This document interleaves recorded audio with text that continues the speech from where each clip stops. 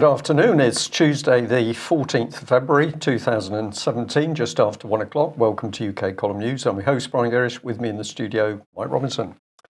Well, chilly outside, grey, very misty, roads not too good.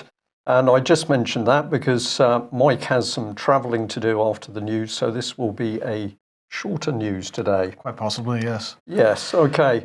Well, we're going to start with a military subject. Now, I know we've covered a lot of military topics over the last couple of weeks, but there is a reason for this. This is a very, very serious area of news, because if UK loses control of our armed forces, if we lose control of the nuclear deterrent, then effectively Britain does not exist as a nation state. So we are pushing this subject very hard. There is a reason for that, but of course we're keeping our eye on other things. This is the BBC reporting this because the person concerned, Colin Redpath, whose son was killed in Iraq, was speaking to the BBC about it. He's saying the Ministry of Defence owes soldiers a duty of care. Now, this might seem strange to people when soldiers are going on the battlefield. That clearly things happen on the battlefield. There's a risk, a danger there. But of course, what Colin Redpath is talking about is the fact that, for example, the Ministry of Defence should have a duty of care to make sure that soldiers are properly equipped on the battlefield, that things like that are considered. Well, why is he concerned about this at the moment? Because there is pressure coming on from this lady, Laura Croft, and from this gentleman, Tom Tugendhat, MP. Now, she is a retired US Army Lieutenant Colonel, and he is a retired British Army Lieutenant Colonel. He is now an MP, a Conservative MP, and they are pushing for the duty of care to be removed, in the sense that you could not bring a court case against the Ministry of Defence anymore. So what they're talking about is they're saying that officers in the field are being scapegoated potentially for making wrong decisions in the field, and that they could then face a liability case, 10 years down the line, Brian. And he's saying that is why he has created this proposal that MPs are looking at the moment, where the government would set up a compensation scheme in which the courts would not be involved. There'd be no accountability because no liability would be accepted. And the sweetener for this would be that the time taken for payouts, compensation payouts, would be shorter, and the amounts of the payouts would be equivalent to the amounts that people are awarded today in the event that they win their cases. But Croft and Tugendhat are doing this, correct me if I'm wrong, but it seems to me they're focusing on a non-issue, decisions made by officers on operations in the field. As far as I know, these are rarely, if ever, challenged in court from a compensation point of view. What is challenged in court from a compensation point of view, Brian, is where faulty equipment or inadequate equipment is supplied, and this seems like a diversionary tactic by this Lieutenant Colonel to take the eye off the Ministry of Defence and put it on officers in the field, when in fact the eye should absolutely be on the Ministry of Defence. I think you've been spot on with this one, Mike. Obviously, we've only just seen this information, but if you read through it, there's something wrong here. Historically, it's generally been faulty equipment, which has been the problem. So it's been inadequate armour protection, putting people at risk in Land Rovers, for example. If we go back to the Falklands, it was actually the boots that the soldiers were wearing. Now, you say, well, a boot is a small issue, but of course it's not, because in the Falklands, the Royal Marines and other land forces had to walk vast distances in very cold, wet conditions, and in no time at all, with the wrong footwear, you've got damage to the fact that some troops couldn't then fight. Now, many would say that was clear negligence on the part of the Ministry of Defence. So your point, I think, is right. This is actually a deflection, and if we brought in the Criminal Injuries Board, so we put this into a civilian context, then of course we have the Criminal Injuries Board that pays out compensation, but then the case disappears. Classic example, Holly Gregg case. So Holly is sexually abused. Mother can't get justice. What then happens is the Criminal Injuries Board attempt to buy off that case. I think this sum was £8,500. Go away, we're giving you £8,500. We're going to give you that very quickly. Now just go away and don't bother us anymore. So I think this is very dangerous and divisive ground. And of course, it's being brought in on top of the debate at the moment as to whether Sergeant Andrew Blackman should be in jail. Many people, certainly most military people, say he shouldn't be in jail, certainly not any longer. Now we've got these two people. Why have we, excuse me, why have we got an American, retired American officer suddenly getting involved in this? That's a good question. But the other thing on my mind, Brian, was is this because there's already concern that the standard of equipment that's out there at the moment, the levels of maintenance that are out there at the moment, are going to lead to problems in the next 2, 3, 5, 10 years, which are inevitably going to result in compensation claims? I think that's another very good point. And we've had this report of the intention for longer prison sentences for people that speak out. Now, I'm going to say one of the military terms for information coming out is called the buzz. That's the rumour going around on a particular subject. And the rumours about the dangerous state of some of Britain's nuclear submarines has been buzzing around the main ports for years. Now, these stories clearly carry substance, so we can clearly watch as Britain's servicemen and women are being put at risk by a criminally negligent government. I just encourage you to go and have a look at one of the latest articles we've got up on the UK column website. Why are there huge gaps in Britain's defences? And what we're trying to spell out in these articles, so there's another one to come, is the fact that the inadequacies in Britain's defences at the moment, whether it's ships or submarines or aircraft, or it's the fact that we haven't got the right armoured vehicles, this is not accident. This has been done deliberately in order to break apart Britain's military to allow us to be forced into the European Union structure. And I think you're right, Mike, this is another devious little scam to help break up the military. Well, Rolls-Royce then. Rolls-Royce has announced, £4.6 billion of losses today. This is the largest commercial loss, I believe, in quite a long time, if ever. This is a tough few years for Rolls-Royce, is how it's been described. Of course, they were fined £671 million last year for on bribery charges.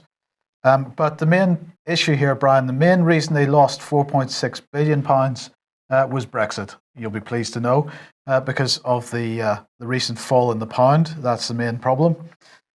So this is the firm's biggest loss, one of the biggest in UK corporate history, and they're describing it. This is their words, describing it as adjustments for currency movements during the year and penalties linked to the bribery settlement that caused problems. So their chief executive said, despite the significant market and aerospace product transition challenges identified in 2015, we have made operational progress and performed ahead of our expectations for the year as a whole.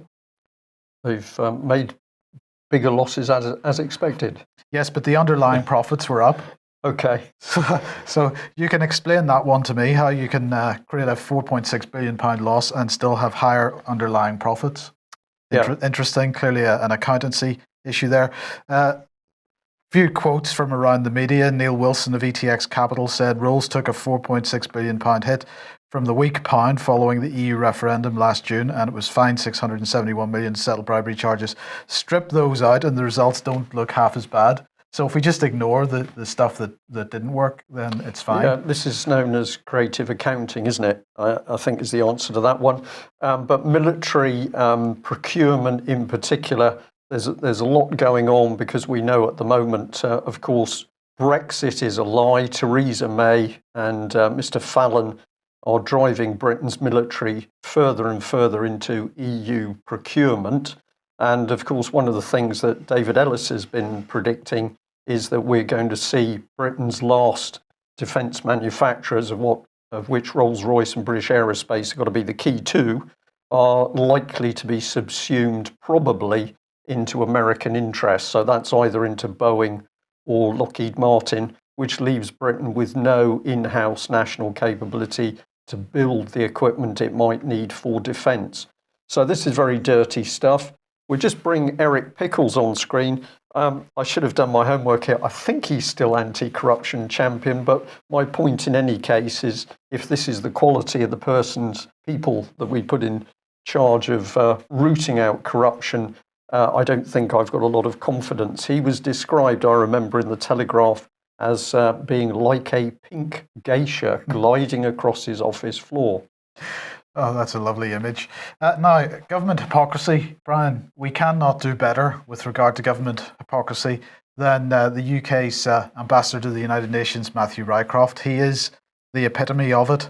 And not intent with simply killing innocent terrorists, seek to destabilise, demoralise and disrupt our way of life, he said. What was he talking about? Well, it was a Security Council resolution which passed yesterday, Resolution 2341, where the Security Council called upon member states to establish criminal responsibility for terrorist attacks aimed at critical infrastructure and to explore ways to exchange information and enhance cooperation in preventing, mitigating and responding to such incidents.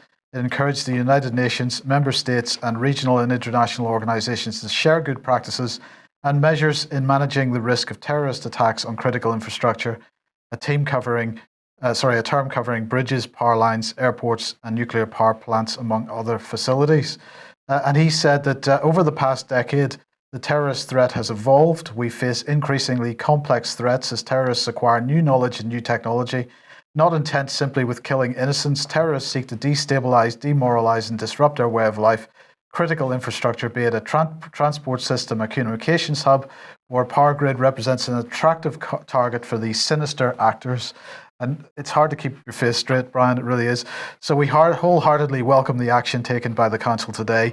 And he said, if we are truly to tackle this threat, I believe we need to focus, Mr. President, on three things: preparation, protection and partnerships.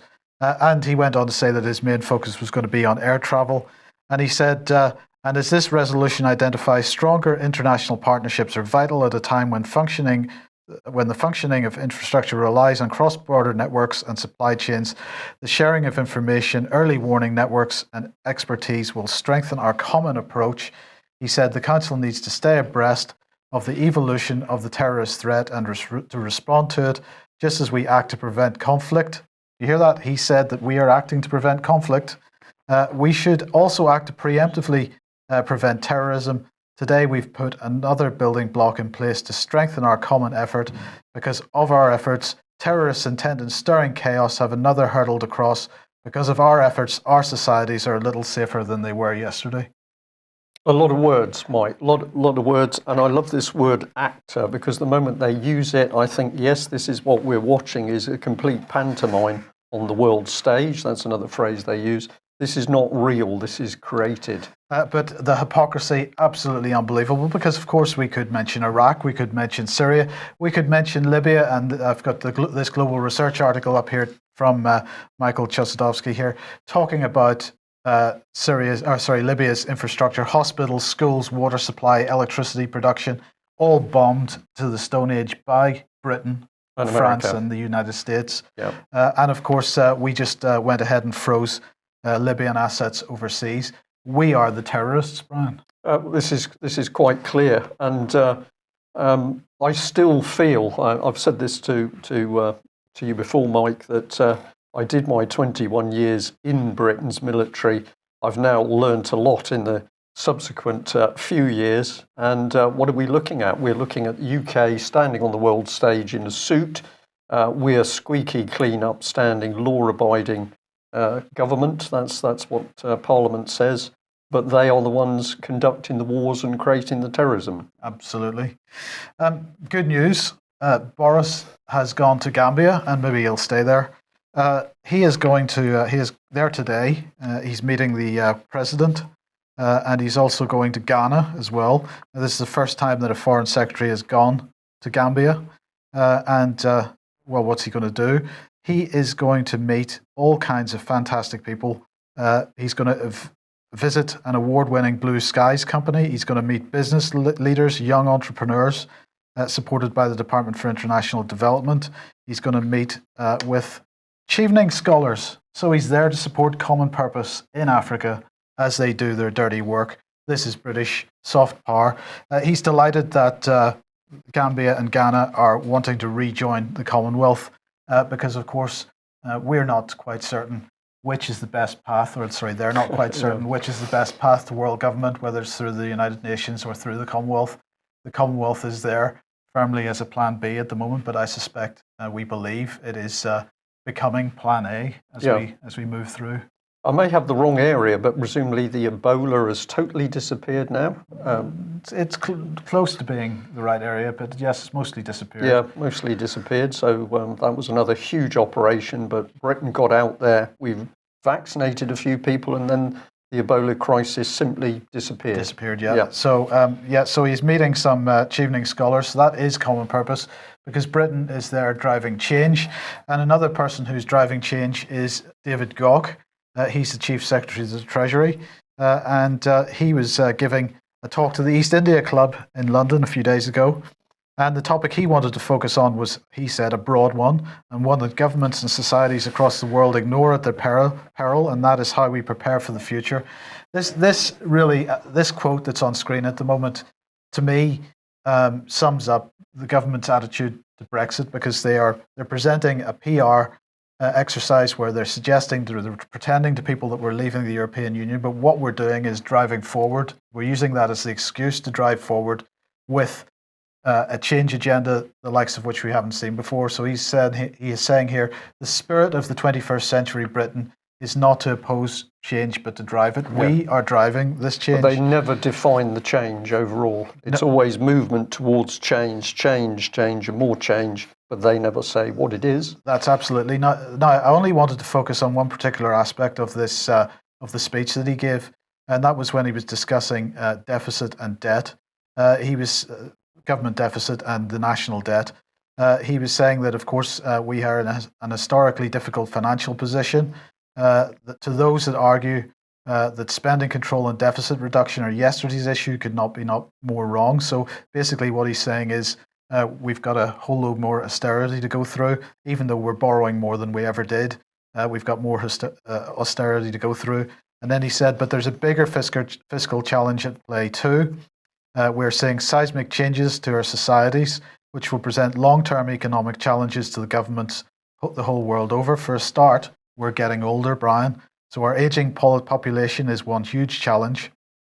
But alongside that goes increasing identification of long-term illnesses for the young and old alike. So he's saying mental health is a big problem. The King's Fund suggesting that the cost to the NHS of mental health disorders and dementia will increase by half between 2007 and 2026. And he's saying we can also expect rising rates of obesity to raise the number of people with conditions like cardiovascular disease and diabetes. So he's predicting what's going to come in the future. But we're all getting older. That's a big challenge. We've got to deal with that somehow. I can't imagine. He didn't say how they're going to deal with it. Well, I think we know because we can see already what's happening through the NHS, which is that the care pathways have not disappeared. They're simply processing more people. Right. And he said an illustration of which can be seen in the fact that for the last 60 years, there's been a huge change in how much we're spending on the NHS as a proportion of government spending as a whole, from around 8% in 1955 to nearly 18% in 2015. So the implications of these pressures are far-reaching. So, without mitigated action in 50 years' time, our debt is going to stand at 234% of GDP. Again, he did not specify what the mitigating action is, but I think we know. Absolutely. Isn't it interesting that elderly people are not nurtured, revered for their knowledge and experience in society? We've now got to the stage that at the moment they can get the elderly stamp on somebody. They should simply be pushed aside. Well, indeed, but when you shut down your productivity, when you shut down your industry, when you shut down everything that's of value, then actually old people have nothing to contribute anymore. The burden. they've just become a burden because all their experience is useless if you don't have any way to apply it. It's a sad state of affairs. Now, speaking of sad states of affairs, let's talk about justice. Liz Truss, never the sharpest tool in the box, it's true, has been discussing the future of the prison population at the centre of social justice. And she was talking about her setting her views out on sentencing and the prison population. And she was discussing how the issue of prisons boils down to 4 distinct areas. Sentences are too long, she says. Prisons are too overcrowded to work. The wrong people are in prison, and management of the prison population at the moment, whether it isn't good enough, basically, is what she's saying. Now, of course, she's saying that these are the main talking points around prisons at the moment. She's not saying that she thinks that sentences are too long, prisons are too overcrowded. Or is she? Let's look at the first one. Sentences are too long. She said, firstly, there's been quite a lot of talk recently about a political arms race driving up sentences. People are saying that additional legislation and guidelines have led to longer sentences being handed down by the courts. It's argued that this has increased the prison population, leading to where we are today. We're accused of being an outlier in terms of the number of people we send to prison. And then she pointed out that in the last 6 years, the prison population has been stable at around 85,000 people. She said it's true that population rose for several decades before that, with a sharp increase of 20,000 places between 2000 and 2010.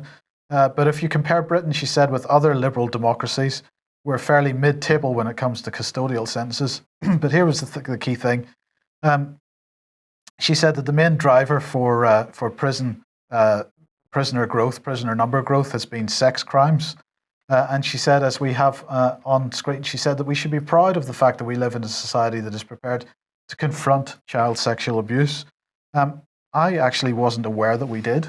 Well, we're certainly not, because we can bring in Mr. Lewis, who's the policing MP for policing. He doesn't want to engage at all with Met Police whistleblowers. We've got Melanie Shaw, abuse victim, still in prison. Holly Gregg still not dealt with. On it goes. So this is a complete lie, and I think it's becoming more apparent that our politicians are simply prepared to lie on camera and in the press. They don't care anymore. Right. So Liz Truss said at the beginning of her speech that one of the talking points was that sentences are too long. She then went on to describe how sentences have lengthened for people that have committed sexual offences against adults and against children.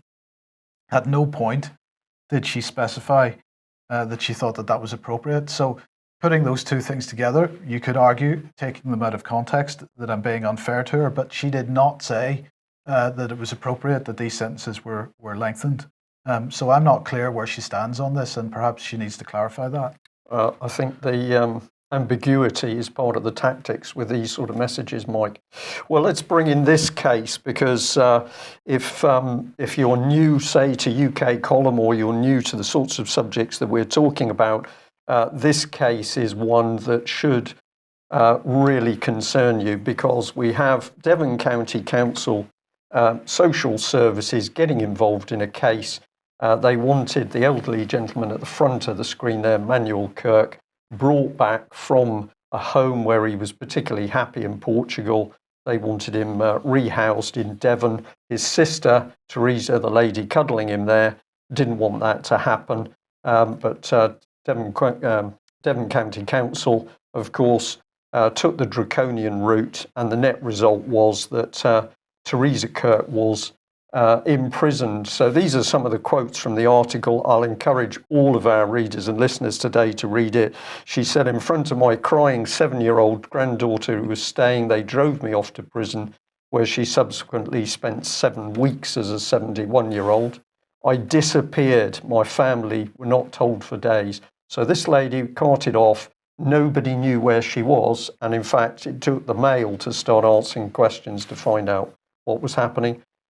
There we are. For weeks, her imprisonment was also kept secret from the public, breaking the Quarter Protection Zone rules if it jails someone. But this is an issue we've been highlighting for a couple of years, Brian, where people are disappearing into the system.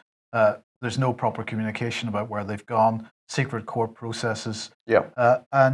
Well, mainstream media and so-called fact-checking sites have told us that we've been lying about that. Yes, they have, but it's interesting to see we're getting glimpses now of the mainstream journalists beginning to see some danger, but they don't see the true scale of it. They don't see how these bits are linking together. So this is another part of that Mail article.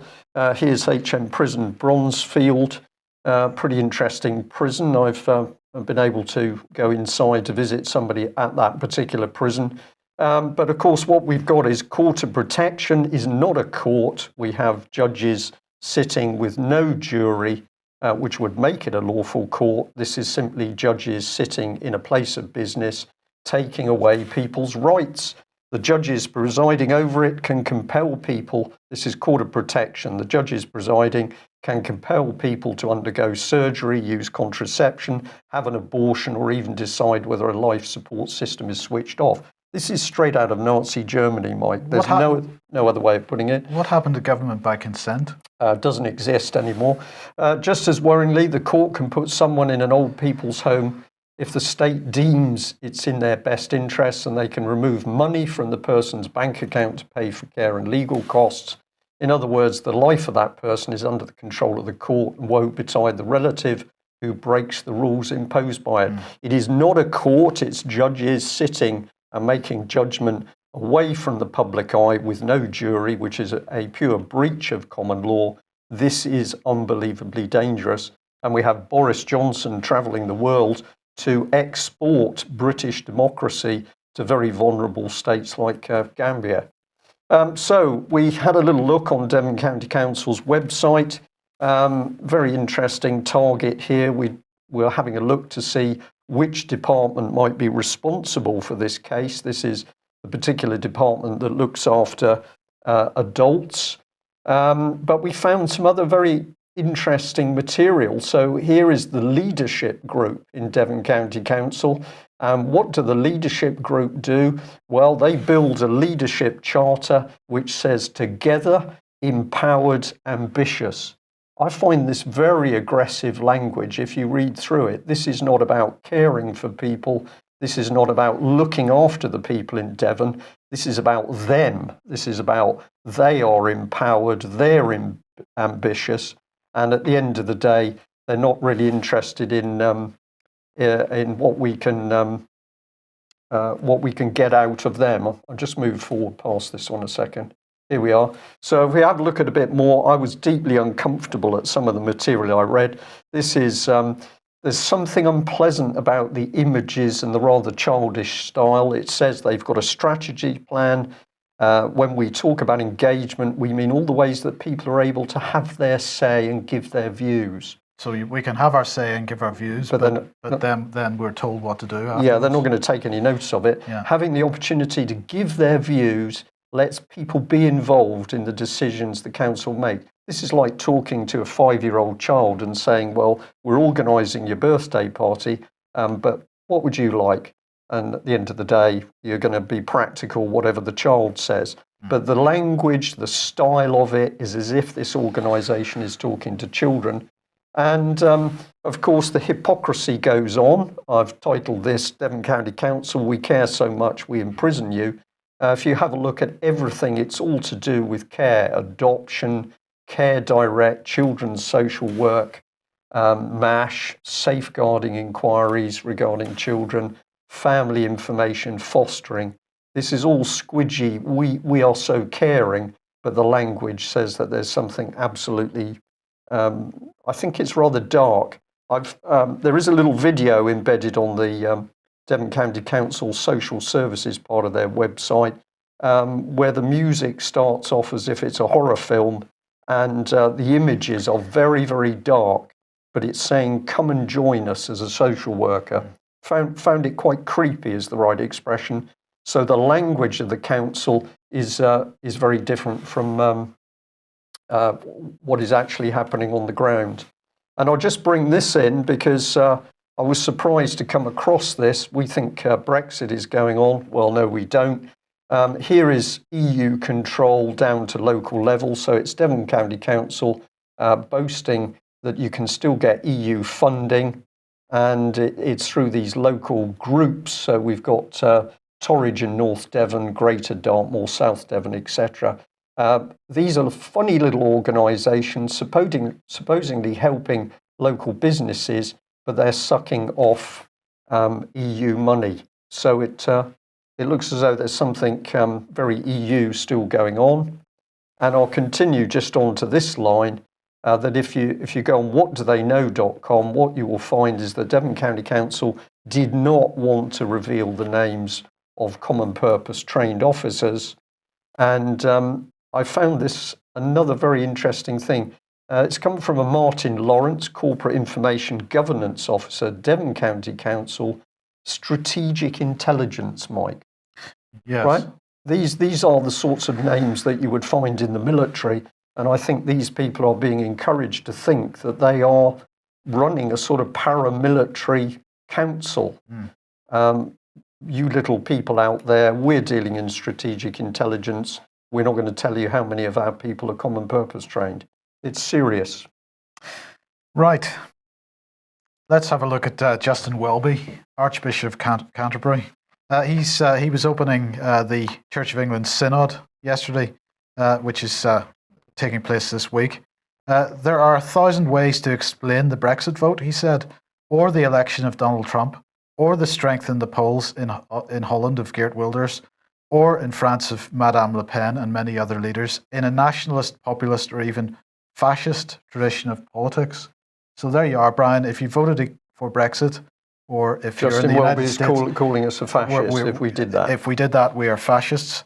And he said almost certainly there's no simple explanation. Almost certainly the impact of globalization economically or the marginalization politically and of post-modernity culturally have some role to some extent. So this is the position of the Church of England. He says the Church of England still has lots of influence in Britain and he's going to sort it all out.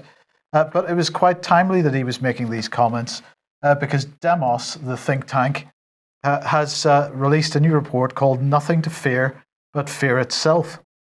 There's a spectre haunting Europe, they say, a culture of politics and fear which asserts its growing influence in a myriad of ways, most visibly in the rise of far-right populist movements, the collapse of the social contract between citizens and political institutions, and in the proliferation of authoritarian and exclusionary rhetoric.